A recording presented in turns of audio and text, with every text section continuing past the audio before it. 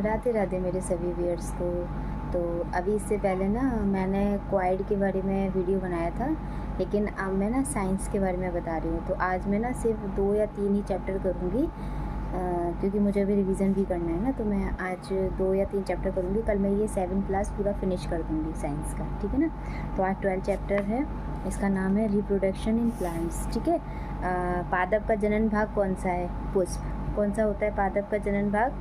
पुष्प होता है, ठीक है ना, पुष्प होता है पादप का जनन भाग। सॉरी, 11वां चैप्टर रह गया है, तो मैं अभी पहले 12th करा देती हूँ, फिर मैं उसके बाद 11वां कराऊंगी। पादप का जनन भाग कौन सा होता है? पुष्प होता है। नर और मादा युग्मक के युग्मन का प्रक्रम क्या कहलाता है? तो ये कहलाता है निषेचन, है ना। मादा, नर और मादा युग्मक के युग्मन का प्रक्रम क्या कहलाता है? निषेचन, है ना। अच्छा, नेक्स्ट है परिपक्व होने पर अंडाशय किस में विकसित हो जाता है? फल में। परिपक्व होने पर अंडा किस में विकसित हो जाता है? फल में, ठीक है ना। अच्छा, नेक्स्ट है आपका कौन बीजाणु उत्पन्न करने वाला एक पादप जीव है? कौन बीजाणु उत्पन्न करने वाला एक पादप जीव कौन है, बताएं। तो डबल रोटी का फफूंद। डबल रोटी का फफूंद जो है ना, वो बीजाणु उत्पन्न करने वाला एक पादप जीव है, ठीक है ना। अच्छा, ब्रायोफिलम अपने किस भाग द्वारा जनन करता है? पत्तियों द्वारा, ठीक है। कौन? ब्रायोफिलम। ब्रायोफिलम अपने किस भाग द्वारा जनन करता है? तो वो है पत्तियों द्वारा, ठीक है ना। हाँ, जनक पादप के कायिक भागों में नए पादप के उत्पादन का प्रक्रम क्या कहलाता है? जनक पादप के कायिक भागों से नए पादप के उत्पादन का प्रक्रम क्या कहलाता है? तो वो कहलाता है हमारा कायिक प्रवर्धन, ठीक है ना। हाँ, ऐसे पुष्पों को जिनमें केवल नर अथवा मादा जनन अंग होता है, वह कौन सा पुष्प कहलाता है? एक लिंगी पुष्प, ठीक है ना। ऐसे पुष्पों को जिनमें केवल नर अथवा मादा जनन अंग होता है, वह कौन सा पुष्प कहलाता है? तो वह कहलाता है एक लिंगी पुष्प, ठीक है। पराग कणों का उसी प्रकार के अन्य पुष्पों के परागकोश से वर्ती काग्र पर स्थानांतरण का प्रक्रम क्या कहलाता है? तो परागण कहलाता है, ठीक है ना, परागण। अच्छा, बीज प्रकीर्णन किसके द्वारा होता है? बीज प्रकीर्णन होता है वायु, जंतुओं और जल द्वारा। बीज प्रकीर्णन किसके द्वारा होता है? वायु, जल और जंतुओं द्वारा, ठीक है ना। हाँ, अच्छा, निषेचित अंड को क्या कहते हैं? निषेचित अंड को युग्मनज कहते हैं, युग्मनज कहते हैं, जाइगोट, ठीक है ना। अच्छा, कवक में जनन किसके द्वारा होता है? कवक में जनन बीजाणु द्वारा होता है। कवक में जनन बीजाणु द्वारा होता है। फर्न में जनन किसके द्वारा होता है? फर्न में जनन बीजाणु द्वारा होता है। फर्न और कवक में जनन किसके द्वारा होता है? दोनों में, फर्न में भी और कवक में भी जनन किसके द्वारा होता है? बीजाणु द्वारा, ठीक है ना, दोनों में बीजाणु द्वारा होता है। स्पाइरोगोरा में जनन किसके द्वारा होता है? स्पाइरोगोरा में जनन खंडन द्वारा होता है, ठीक है ना, खंडन द्वारा। अच्छा, कौन सा नर जनन अंग है? कौन सा नर जनन अंग है? तो परागकोश व पुंततु, ठीक है ना, ये नर जनन अंग है, ठीक है ना। अब आता है 11th चैप्टर।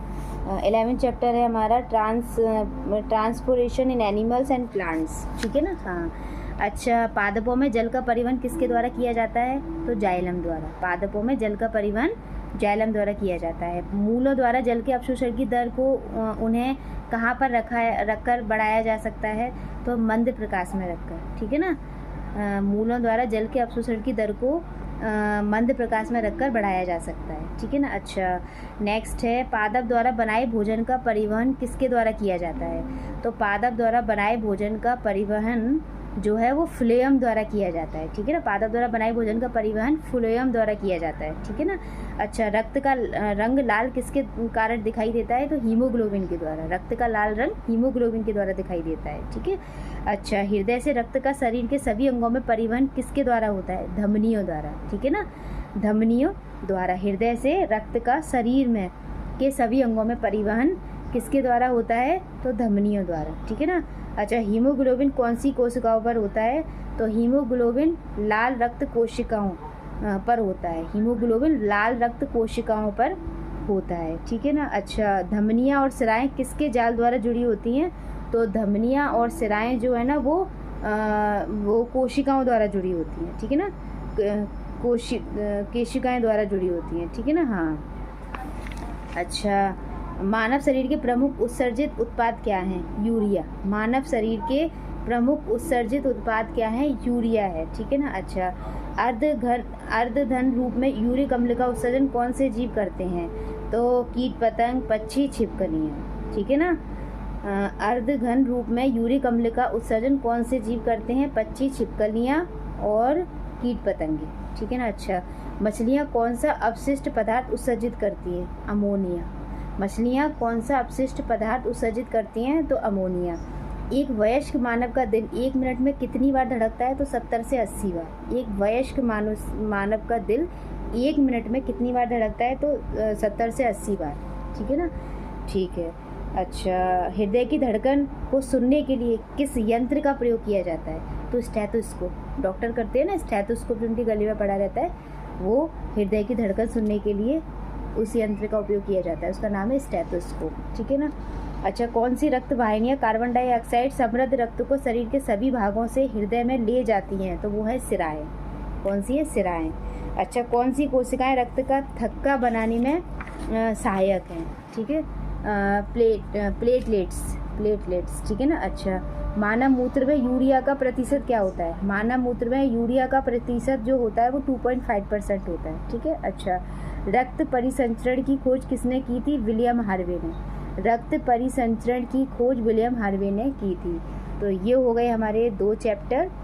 अच्छा, तो एक क्वेश्चन मेरे से मिस्टेक हो गया था, तो वो मेरा प्रीवियस चैप्टर का था, वो मैं अभी बताती हूँ आपको देखकर। ये था चैप्टर 4 था क्लास 7 का, हीट वाला, ठीक है ना। इसमें ना मैं ना जो ऑप्शन दिए थे 4 उसी को पढ़ गई थी, मैं क्वेश्चन नहीं पढ़ा था। मैंने आंसर मैंने सही दिया था, लेकिन मैंने क्वेश्चन नहीं पढ़ा था। मैंने ना जो 4 ऑप्शंस थे उसके, उसमें से ही मैंने ए ऑप्शंस को पढ़ लिया था और मैंने क्वेश्चन नहीं पढ़ा था उसका। तो इसमें ना ये पूछा गया था कि इनमें से, मतलब इसके 4 ऑप्शन थे, तो इनमें से कौन सा गलत है?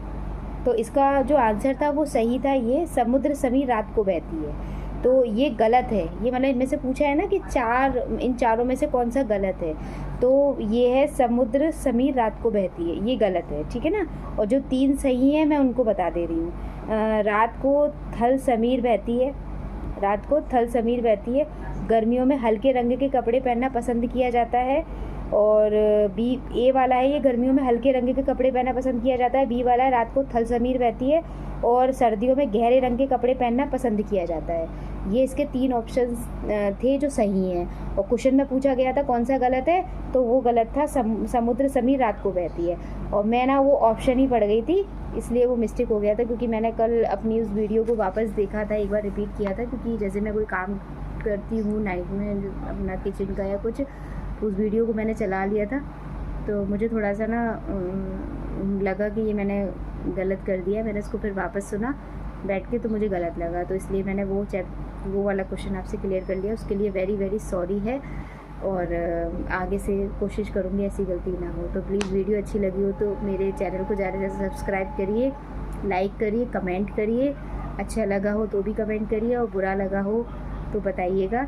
और तो मिलते हैं नेक्स्ट व्लॉग में। जय श्री कृष्ण, राधे राधे, खुश रहिए, मस्त रहिए, मुस्कुराते रहिए, बाय बाय।